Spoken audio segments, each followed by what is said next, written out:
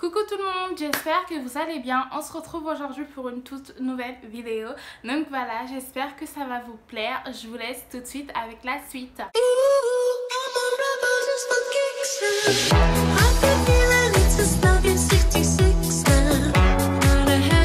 Le premier point, ça serait vraiment de créer le manque en lui en fait. Ça peut être par exemple par une habitude. Je vais te donner un exemple. Par exemple, vous êtes habitué à vous parler tous les jours à un moment précis ou à une heure précise. On va dire par exemple midi. Et bah, ce que tu peux faire en fait pour créer un peu le manque, tu vois, c'est que la prochaine fois, à l'heure où vous êtes habitué à vous parler, c'est que tu ne puisses pas l'envoyer de message en fait. Tu lui laisses faire le premier pas, tu lui laisses venir vers toi en fait. Comme ça, bah, lui, ça va créer un peu un déséquilibre chez lui. Enfin, il va se poser un peu des questions, tu vois, du style pourquoi elle m'envoie pas de message, qu'est-ce qu'elle fait, tu vois, enfin il va se poser plein de questions et c'est petit à petit, vous voyez, enfin ça va lui créer un manque et ça va le pousser à faire le premier pas en fait, par des petits trucs genre banals comme ça. Mais vraiment, genre c'est très important de créer le manque en fait, parce que si vous êtes toujours on va dire collé, si vous ne lui laissez pas un peu d'air, bah il va jamais vraiment ressentir le manque. Donc du coup bah il va pas vraiment être attaché, enfin il va pas réussir à vraiment beaucoup s'attacher à vous et à vraiment tomber amoureux de vous quoi. Le deuxième point, ça serait vraiment d'être indépendante. Genre je sais que des fois c'est un peu compliqué, mais vraiment soyez indépendant, ayez des centres d'intérêt, montrez-lui que bah, il n'est pas forcément le centre du monde et que vous avez d'autres passions à côté, vous avez d'autres choses à faire à côté et que bah, votre vie ne se résume pas que à lui en fait. Et ça vraiment les garçons, bah, ils adorent ça en fait, de voir que bah, vous êtes une fille indépendante, que voilà, vous pouvez faire autre chose que être avec lui. Troisième point, ça serait vraiment d'être positif. Vraiment ça c'est vraiment quelque chose de hyper important. Soyez positif, souriez, enfin après si vous n'êtes pas vraiment quelqu'un de positif, je vais pas vous dire de l'être, mais je suis sûre que bah, nous avons tout, enfin nous avons tous en nous un côté positif en fait, et vraiment laisser ça, c'est vraiment très important. Ça serait de créer des moments agréables. Genre ça c'est hyper, mais vraiment hyper important. Vraiment vous devez faire en sorte de créer des bons moments en fait.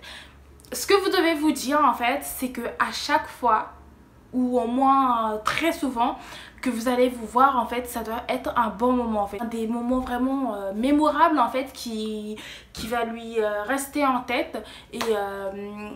Et comme ça bah, lorsqu'il te verra, et bah, il va se dire putain voilà ma source, mon rayon de soleil, ma motivation. Enfin, en fait les moments que vous devez passer ensemble, ça doit pas être des moments de prise de tête ou des moments de problème ou non, ça doit être des moments doux, ça doit être des moments calmes, ça doit être des moments de bonheur. En fait vous devez faire en sorte de passer des bons moments, comme ça bah, ça va lui rester en tête.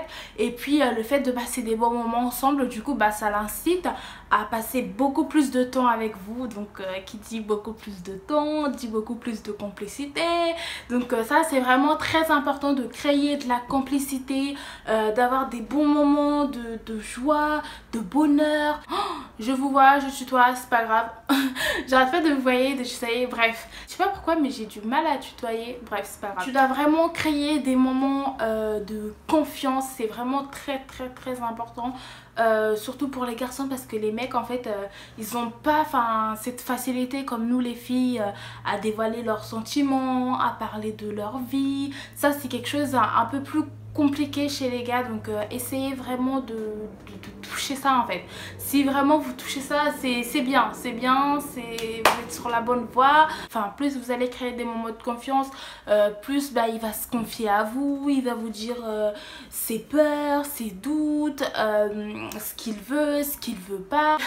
Le dernier point, c'est vraiment le point le plus important de tout ce que je vous ai dit. Ça serait de laisser parler votre personnalité. C'est très important. Ne jouez pas un rôle parce que de toute façon, même si vous jouez un rôle, ça finira par se voir. Donc c'est bête, vous allez perdre votre temps l'un comme l'autre. Et puis c'est pas agréable. Donc laissez parler votre personnalité. Si vous êtes plutôt quelqu'un... de joyeux, quelqu'un de souriant, souriez, laissez j'allais dire évacuer votre joie de vivre, mais ça suffit pas. Donc ouais, vraiment. Et après autrement, si vous êtes quelqu'un un peu plus un peu plus, on va dire, chiante comme moi, voilà quoi, soyez un peu chiante mais sans aller dans des extrêmes non plus quoi. Donc ouais, vraiment c'est important de laisser parler votre personnalité parce que c'est ce qui va faire aussi que le gars puisse tomber amoureux de vous ou pas, ouais, vraiment. Et puis les gars, ils aiment vraiment les filles naturelles, qui se prennent pas la tête, qui est sincère avec eux. Enfin, c'est vraiment quelque chose de très important pour eux. Bref, et surtout n'oubliez pas que c'est votre personnalité qui fera toute la différence, qui va vous différencier des autres filles. Donc voilà, cette vidéo est à présent terminée. J'espère que ça vous a plu. Je vous laisse. On se retrouve la prochaine fois pour une toute nouvelle vidéo. Et sur ce, je vous fais de gros bisous.